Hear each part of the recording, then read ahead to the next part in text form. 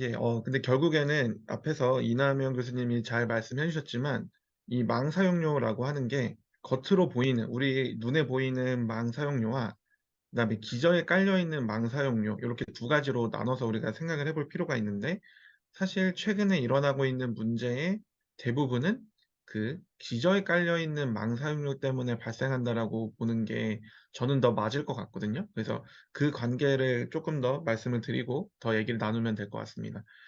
일단 겉으로 보이는 망 사용료는 앞에서 잘 설명해 주신 것처럼 콘텐츠를 공급하는 CP 그리고 소비자가 인터넷망을 사용하는 대가로 ISP에게 지불하는 금액을 통칭해서 우리가 보통 망 사용료라고 얘기합니다. 이거는 조금 더 그 필드에 있는 분들은 망 이용 대가라는 표현을 많이 써요. 망을 깐 사람이 있고 거기에 실제로 뭐 도로를 설치한 사람이 있고 거기에 도로에 다니는 사람들, 그리고 그 도로에 다니는 사람들을 대상으로 비즈니스를 하는 사람들이 도로를 이용하는 대가로 우리가 통칭해서 망 이용 대가라고 보시면 되겠습니다. 네, 현재까지는 어떠한 제도가 정착이 되어 있느냐? 이 CP들은 망 사용료를 내는데 이거를 우리가 흔히 전용해선 비용이라고 얘기를 하게 됩니다. 그래서 안정적으로 이 컨텐츠를 공급하기 위해서 망에 유발하는 부하들, 트래픽을 통칭해서 보면 되겠죠. 부하를 고려해가지고 여기서 가장 중요한 키워드가 바로 이 자율 협상이에요. 자유롭게 이 CP와 ISP가 협상을 해서 전용회선의 대역폭도 정하고 그때 발생하는 부하가 이만큼이니까 망 사용료는 나는 얼마만큼 받아야겠다라고 협상을 통해서 정하게 됩니다. 그래서 실제로 국내에 있는 트래픽을 많이 유발한다고 알려져 있는 뭐 네이버든 카카오든 아니면은 왓챠 같은 그런 OTT 업체도 마찬가지고 굉장히 큰 전용회선 위 대역폭을 확보해 놓고 막대한 비용을 지불하고 있다고 알려져 있어요. 근데 문제는 뭐냐면 이게 자율 협상이고 제가 알기로는 음, 이거를 공개하지 못하게 되어 있습니다. 우리 얼마 내니까 뭐 저 CP한테는 얼마 받고 우린 더 싸게 해줘. 이런 식의 거래가 안 되게끔 철저하게 이게 비밀에 붙여지도록 아마 계약을 맺는 걸로 알고 있습니다. 그래서 정확하게 얼마인지는 알려지지 않고 있어요. 하지만 국정감사나 이런 데서 나오는 얘기들을 들어보면은 뭐 수백억, 수천억대에 이르는 것으로 현재 추정되고 있습니다. 근데 반면에 이 컨텐츠 공급자가 트래픽, 부하 이런 것들을 고려해서 망 이용 대가를 내고 있는데 소비자들은 대역폭 설정에 따른 월정액 요금을 지불하고 있어요. 근데 이 이슈가 잘 생각해보면 뭐랑 비슷하냐면 초고속 인터넷이 처음에 등장하던 시기쯤, 그러니까 2000년대 초반이죠. 이때쯤 생각해보면은 지금처럼 월정액 요금이 아니라 종량제를 하겠다라는 얘기들이 꽤 있었습니다. 그래서 둘이 첨예하게 대립하다가 우리가 소비자들은 월정액 요금을 지불하는 것으로 정리가 된 거죠. 현재 이렇게 제도가 정착이 됐는데 컨텐츠를 제공하는 CP들은 이 망을 이용해서 비즈니스를 하고 있으니까 정리된 게 너네가 비즈니스를 하는 만큼 거기서 이 인터넷 서비스를 이용하는 만큼 그것을 고려해서 비용을 더 받겠다라는 식으로 제도가 정착되어 있다라는 것만 일단 이해를 하면 될 것 같습니다. 어떤 게 더 옳으냐 그르냐의 문제가 아니고 현재 제도가 그런 방식으로 정착이 되어 있다라는 것까지만 이해를 하시면 될 것 같습니다. 근데 이 겉으로 보이는 망 사용료 말고 사실은 내부에 숨어 있는 망 사용료가 한 가지 더 있습니다. 이것을 우리가 상호 접속료, 인터넷 익스체인지에서 약자로 IX라는 이름을 많이 붙여서 얘기하게 되는데 이 어, 기저에 가려져 있는 망 사용료는 망 중립성을 유지하기 위해서, 그러니까 내가 유발한 트래픽이 내가 전달하려고 하는 목적지까지 안전하게 전달되는 것을 유지하기 위해서 인터넷 서비스 공급자 ISP 사이에서 서로 정산하고 지불하는 금액을 우리가 상호 접속료 IX라고 이렇게 부르게 됩니다. 이 상호 접속료는 크게 두 가지 방식으로 산정을 하게 되는데 접속하는 방식이 트랜짓이냐 피어링이냐 이게 용어가 이렇게밖에 설명이 안 돼서 조금 곤란하긴 한데 뒤에서 조금 더 말씀을 드릴 건데 어쨌든 트랜짓이냐 피어링이냐 피어링은 말 그대로 상호인데 같은 계위잖아요.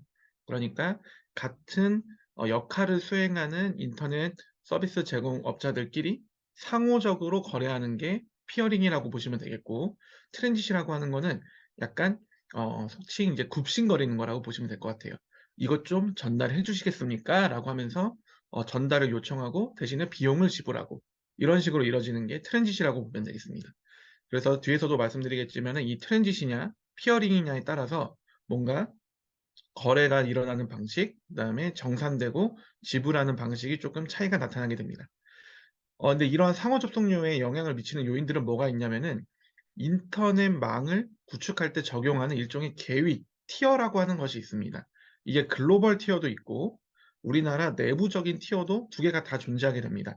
그래서 기본적으로 티어가 높은 그런 그 인터넷 서비스 제공업체는 말 그대로 망을 구축하는 데 기여를 많이 한 것이기 때문에 상대적으로 기여를 적게 한 그런 티어가 낮은 그 인터넷 서비스 제공업체가 티어가 높은 그 구축하는 데 기여를 많이 한 업체한테 비용을 지불하고 "우리의 트래픽을 전달해 주세요."라고 하는 방식으로 이 티어가 상호 접속료에 영향을 미치고 있고요. 또 동시에 뭐가 영향을 미치냐면은 인바운드 트래픽과 아웃바운드 트래픽의 비율 역시 영향을 미치고 있습니다. 그러니까 나가는 거는 별로 없는데 들어오는 게 많은지 아니면은 들어오는 거는 별로 없는데 나가는 게 많은지 이 인바운드와 아웃바운드의 트래픽 비율에 따라서 누가 더 많은 일종의 트래픽을 처리하고 있는지가 상호적으로 계산이 되겠죠. 이런 것들을 다 계산을 해서 우리 일정 기간이 지난 다음에 한 번에 얘를 정산하고 있습니다.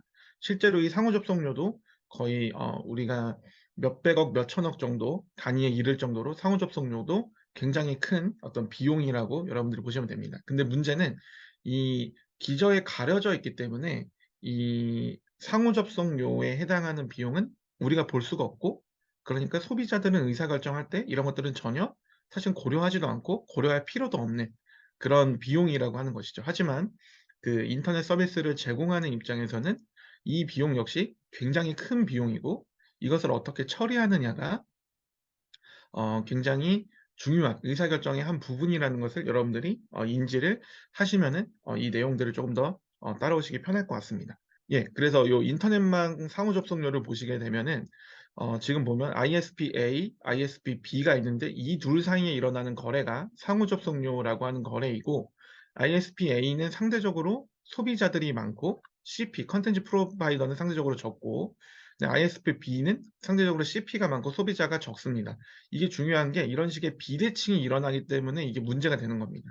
만약에 ISP-A랑 ISP-B가 서로 상호 접속을 하지 않으면 그러면 ISP-A에 있는 소비자들은 ISP-A에 붙어있는 CP의 콘텐츠만 이용할 수 있는 거고요. 반대로 ISP-B에 그 붙어있는 소비자들은 ISP-B에 붙어있는 CP의 그 콘텐츠들만 이용할 수 있는 겁니다. 그래서 이 둘이 상호 접속을 해줘야지만 양쪽의 소비자들이 모든 콘텐츠를 다 이용할 수 있는 또 반대로 모든 그 양쪽에 붙어 있는 CP들이 모든 소비자에게 자신의 그 서비스를 제공할 수 있는 그런 상황이라고 보시면 될 것 같아요.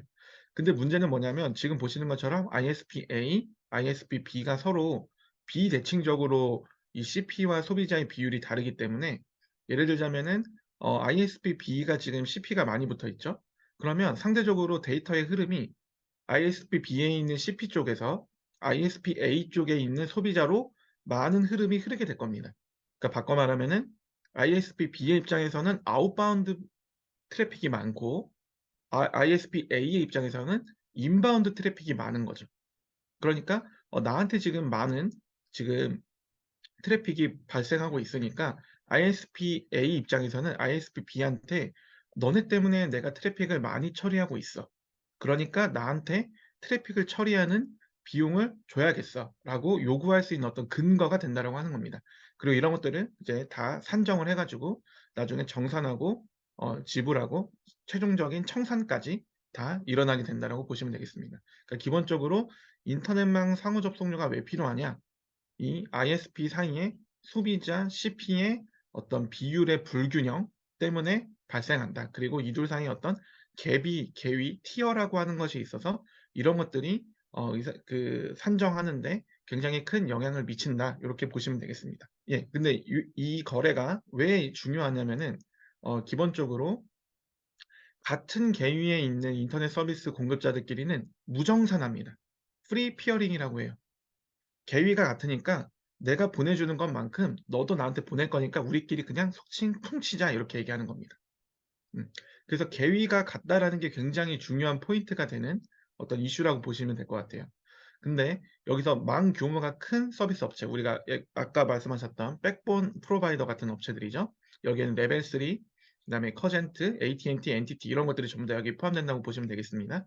이런 글로벌 업체들이 있는데 이 글로벌 업체들이 티어 1을 형성하고 있고 우리나라의 KT, SKT, SKB, LG U+ 같은 회사들이 티어 2 또는 티어 3에 이렇게 해당이 되는데 그 말은 무슨 말이냐?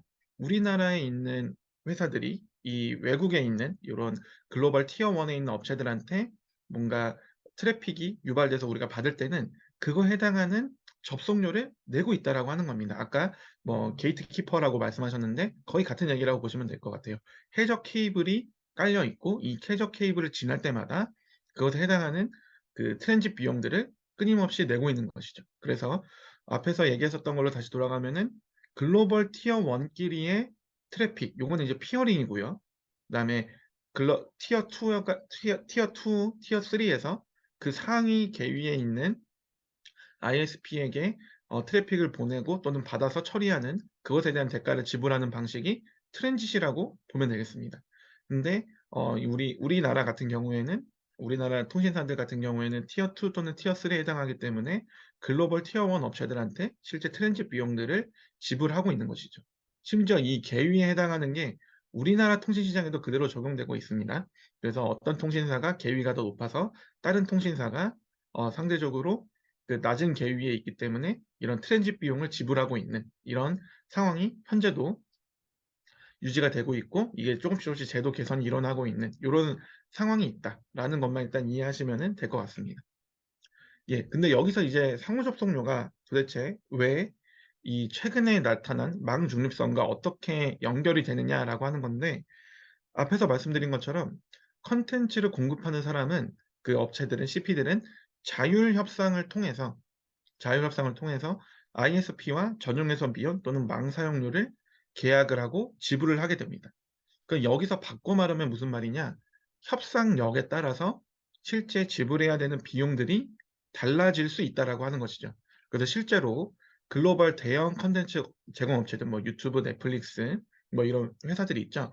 이런 대형 컨텐츠 공급 업체는 기본적으로 유저 수가 많고, 그러니까 많은 트래픽을 발생시킬 거라는 게 확실하고, 그러니까 이것을 협상력으로 이용해서 기본적으로 미국 내에 있는 그 티어 1에 해당하는 ISP들이 있었죠. 이 업체들과 커넥티비티를 확보할 때 원래는 트랜짓 또는 이 전용회선 비용을 지불해 줘야 되는 건데 그러지 않고 완전히 이 전용회선을 통한 이 커넥티비티를 상호 접속의 개념으로 활용하고 있습니다. 무슨 말이냐? 우리도 이만큼 덩치가 커. 그러니까 이거를 트랜짓 또는 전용회선 비용을 지불하는 것 대신에 피어링으로 처리해 줘. 동등한 관계로 인정해줘. 그러니까 우리가 이만큼 이용자 수를 확보하고 있으니까 우리 컨텐츠를 보려는 사람들이 너네 서비스에 가입을 하게 되잖아. 그러니까 너네 서비스 이용자가 늘어나는 것이니 우리는 전용회선 비용 내지 않을게. 같은 협상력을 이용하는 방식으로 실제 거래를 해오고 있었고 이러다 보니까 이런 글로벌 대형 컨텐츠 업체가 외국에 진출할 때 국내 인터넷 그 ISP들이 티어 1에 해당하는 공급 이 ISP에게 실제로 트랜짓 비용들을 지불하게 되는 상황에서 오히려 이런 글로벌 CP들이 자기들의 일종의 뭐라고 할까 실력 행사를 하게 되는 거죠. 우리의 협상력이 이러하니까 너네 어, 실제로 우리는 인터넷 업체들이랑 티어 1에 해당하는 업체들이랑 트랜짓을 하지 않고 전용회선 하지 않고 피어링하고 있어. 너네랑도 피어링 할 거야. 이런 식으로 협상력을 발휘하게 된다라고 하는 것이죠. 그래서 만약에 아까 말씀해 주신 것처럼 그냥 뭐 유튜브나 넷플릭스가 미국에만 서버를 두고 국내에 서버를 두지 않게 되면은 우리나라 인터넷 업체들은 그 접속하려고 할 때 끊임없이 트랜짓 비용을 지불할 수밖에 없는 상황이라는 거는 일단 기저에 깔려 있는 사실입니다. 그래서 만약에 캐시 서버 같은 거를 국내에 두지 않는다면, CDN을 국내에 두지 않는다면 외국에 있는 그 업체들에게 우리나라 통신사가 비용을 지불해야 되는 거구나. 그리고 속도도 떨어지겠구나라고 하는 사실까지는 여러분들이 이해하시면 되겠고, 다만 여기에서 글로벌 CP들이 협상력을 이용해서 유리한 그 사용자들이 많다, 대형 트래픽이 발생할 것이다라는 거를 이용해 가지고 유리한 고지를 점하려고 한다. 근데 이게 자율협상이기 때문에 뭐 어느 정도 용인되는 측면도 있다라는 거 정도까지는 이해하시면 될 것 같습니다. 자, 그래서 이게 최근에 어떤 이슈가 발생을 하고 있는 것이냐라고 하면, 국내 인터넷 서비스 업체들은 기본적으로 아까 말씀드렸던 것처럼 이 콘텐츠를 제공하는 업체는 전용 회선을 당연히 가져와야 되고, 망부하를 일으키면 정당한 대가를 지불해야 되는 거다라고 하는 겁니다. 아까 말씀드렸던 네이버, 카카오 이런 국내의 대형 콘텐츠 공급 업체들은 이미 대가를 지불하고 있다. 근데 글로벌 업체라고 해서 그렇지 않는다라는 거는 말이 안 된다. 이거는 역차별이다라고 이게 이슈가 점점 확대되고 있는 상황이라고 하는 거죠. 근데 글로벌 콘텐츠 업체들의 입장은 뭐냐면은, 이거는 해외 사례, 이미 미국에서 하는 사례에 비춰보면 이거는 전용에서는 비용을 낼 게 아니라 이거는 프리피어링이다. 우린 이미 그렇게 계약하고 있다. 근데 티어 1에 해당하는 업체들하고도 그렇게 계약을 했는데, 너네랑 티어 2에 해당하는 업체랑 어, 이거를 트랜짓 비용 또는 전용 회선 비용을 내가 지불할 이유가 없다라고 얘기하는 겁니다. 그리고 심지어 또 어떤 얘기도 가능하냐면, 아까 말씀드렸던 것처럼 내가 만약에 캐시 서버 또는 CDN이라고 해당하는 거를 그 국내 망에다가 붙이지 않았다면 외국의 트랜짓 비용을 계속해서 지불할 것인데, 이거를 트랜짓 비용을 발생하지 않게 국내에다 서버를 옮겨줬는데, 그럼 너네는 그만큼 트랜짓 비용이 오히려 절감된 거다. 근데 무엇을 더 원하느냐라고 하는 거죠. 네, 이게 지금 글로벌 대형 콘텐츠 업체의 입장이라고 보시면 되겠습니다. 사실 이 두 개가 어느 하나는 맞고 어느 하나는 틀리고 이렇게 딱 나눠서 얘기할 수는 없는 거여가지고, 아까 그 이남인 교수님 말씀해 주신 것처럼 둘 중에 하나를 찬성하고 하나는 반대하고 하나를 더 북돋는 이런 입장으로 얘기하기는 사실 굉장히 어렵습니다. 그렇게 해석할 수 있는 그 관점도 아니고요. 하지만 우리가 이해할 수 있는 거는, 그 배경에 깔려 있는 어떤 논리들이, 그리고 이 사례가 유독 우리나라에서만 나타난 이유가, 아까 말씀드린 이런 그 망사용 대가, 인터넷 익스체인지라고 하는 제도는 우리나라의 거의 유일한 제도거든요. 전 세계에 없습니다. 다른 사례를 찾을 수 없는 그런 제도여서 우리나라에서 먼저 이슈가 된 거고, 근데 실제로 다른 나라에서 이게 문제가 되고 있지 않다가 우리나라에서 이게 문제가 되고, 지금 망사용 대가 내라라는 식으로 지금 판결이 나고 이렇게 논란이 되고 있으니까, 외국에서도 그러네. 그럼 우리도 한국에서 저런 게 이슈가 되면 우리도 이걸 이슈화 시켜가지고 글로벌 컨텐츠 업체들한테 전용회선 비용을 받아야겠네? 라는 식으로 점점 이게 전선이 확대되고 있다고 할까요? 그런 식으로 점점 번지고 있기도 하거든요. 그래서 굉장히 많은 고민거리가 있고 생각해 볼 거리가 많은 그런 이슈라고 여러분들이 생각해 주시면 될 것 같습니다. 예, 혹시 코멘트나 뭐 궁금하신 사항 같은 거 있으면은 같이 얘기 나눠보면은 좋을 것 같습니다.